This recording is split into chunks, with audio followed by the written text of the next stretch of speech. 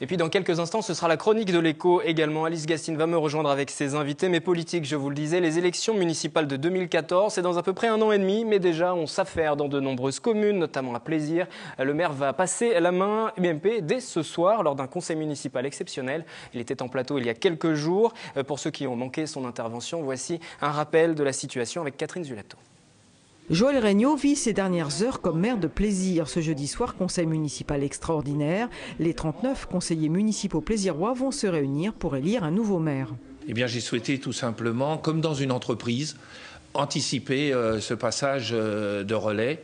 C'est important parce qu'on ne peut plus prendre de risques avec les collectivités. Je vais rester au conseil municipal pour les aider et les accompagner tant que faire se peut jusqu'en mars 2014, préparer avec eux la campagne électorale. Je ne serai pas sur la liste de mars 2014. Joël Regnault passe la main à son adjointe à la culture, Joséphine Coleman-Berger. Élue à la ville de Plaisir depuis 2001, elle est investie depuis 30 ans dans le milieu associatif et artistique. Du côté de l'opposition, le départ de Joël Regnault s'explique. Pour eux, la campagne des municipales est lancée.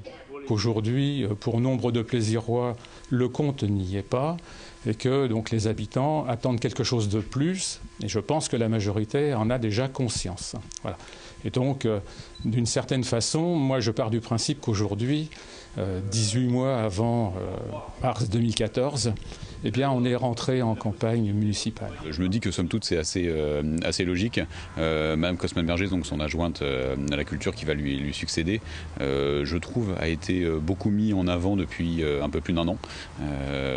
Ça s'est vu notamment au moment de la campagne sur les sénatoriales. Elle était 6e sur la liste de Gérard Larcher. Une passation de pouvoir entre un maire et un adjoint, cela n'est pas rare. Récemment, le cas s'est présenté à La Verrière et à Magny-les-Hameaux, où respectivement Pierre Sélincourt et Jacques Lolioz ont quitté leur fauteuil de maire avant la fin de leur mandat.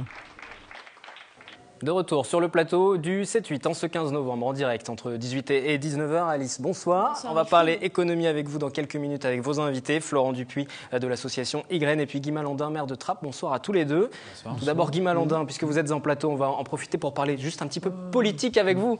On vient de voir un reportage concernant Joël Regnault, le maire de Plaisir qui passe la main. Maire UMP de Plaisir. À La Verrière, la situation s'est produite. Également à Magny-les-Hameaux. Est-ce que dans votre cas, vous pensez aussi passer la main en cours de mandat ? Non.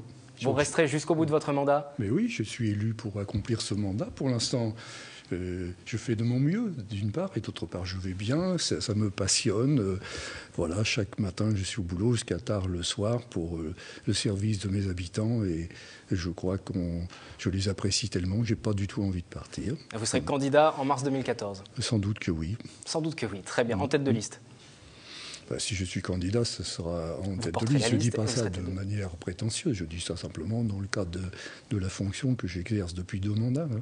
Depuis 2001, effectivement, vous êtes le maire de Trappes. Je vous pose tout de même cette question pour être bien clair, puisqu'il a été aussi question de Benoît Hamon pendant un temps. C'est vous qui l'avez fait venir un petit peu sur cette circonscription pour qu'il soit élu en tant que député. Oui. Est-ce que vous pensez à un moment le faire venir aussi sur la municipalité ? Ça ne s'organise pas de cette manière. Moi, j'ai demandé à Benoît Hamon de venir pour la députation.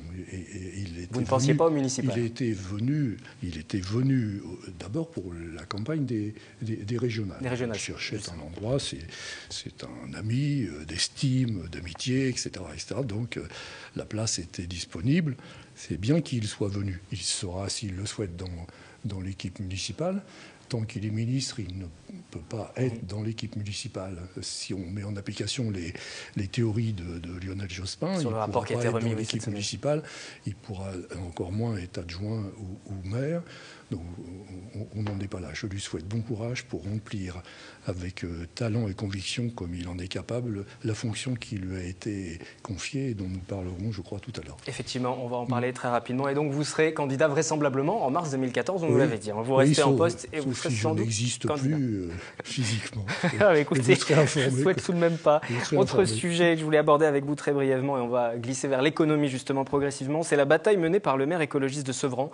Sa commune fait partie des plus défavorisées, comme celle de Trappes. Il vient d'obtenir, après une semaine de grève de la faim, des subventions supplémentaires pour lui, mais aussi pour toutes ces communes en difficulté. Quel regard vous avez sur ce combat qu'il a mené ?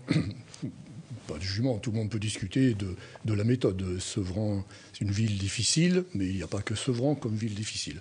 Donc nous n'avons pas procédé de cette manière-là. Nous avons fait un travail avec un certain nombre de députés et un certain nombre de sénateurs, travail qui d'ailleurs est publié dans le journal municipal de ce mois-ci, qui est sorti cet après-midi, qui consiste à travailler sur une répartition plus équitable des dotations de l'État, dont on sait très bien que dans le climat économique actuel, elles sont forcément limitées. Et avant-hier soir, l'amendement que nous avions proposé a été voté à l'Assemblée et il répare une injustice qui avait été faite dans la loi de finances votée par l'ancienne majorité. Qu'avez-vous finalement obtenu, que les choses soient bien claires peut-être pour les habitants de la ville ? Nous avons obtenu que les 150 premières communes les plus pauvres, si je puis dire, et nous sommes 51e à Trappes, soient exonérées de leur contribution au Fonds de solidarité de la région Île-de-France, comme elles sont exonérées de leur participation au fonds de péréquation communale et intercommunale. Ça veut dire qu'on ne peut pas considérer qu'on est parmi les plus pauvres, malheureusement. Ça correspond à des situations objectives et pas à des idées comme ça en l'air. Non, ça se base sur les revenus également des ménages, des foyers. Verser une contribution à des communes qui vont très bien, et tant mieux. Et c'est bien qu'il y ait des communes qui n'aient pas besoin de cette solidarité. Mais on ne peut pas renverser les choses. Je ne peux pas limiter, comme c'était fait dans la dernière loi de finances de l'ex-majorité, je ne peux pas limiter la contribution de solidarité de Levallois-Perret ou de Neuilly et puis demander à Trappes, à Sevran, à Chanteloup, à Mantes-la-Jolie de contribuer. Enfin, je crois que ce n'était pas sérieux, donc c'est rectifié et c'est bien. Guy Malandin, vous restez avec nous, c'est l'heure de la chronique éco, l'économie sociale et solidaire à l'honneur.